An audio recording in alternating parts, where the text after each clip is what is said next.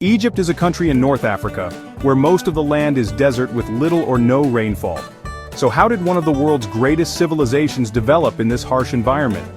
The answer lies in understanding Egypt's unique geography and a very special gift from nature. The ancient Egyptians called their homeland the Two Lands. The red land of the lifeless desert that surrounded them, and the black land, a narrow strip of dark fertile soil along the banks of a mighty river that would change everything. This river was the Nile, the longest river in the world, flowing over 7,000 kilometers through Africa to reach the Mediterranean Sea. For the ancient Egyptians, the Nile was everything, their highway, their source of food and fresh water. But the Nile had one more gift.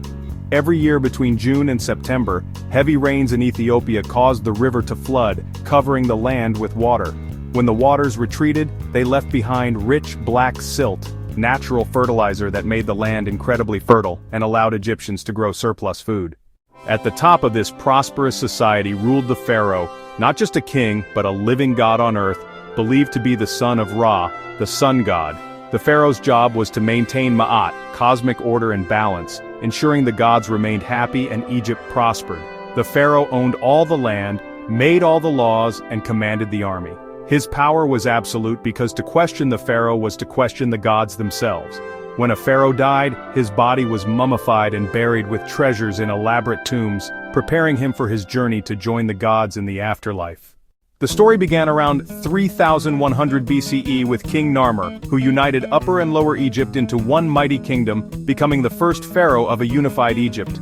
Pharaoh Djoser and his architect Imhotep built the world's first pyramid, the Step Pyramid at Saqqara, designed as a stairway to the heavens. The most famous pyramids at Giza were built for pharaohs Khufu, Khafre, and Menkaure, demonstrating the incredible power and resources these god-kings controlled.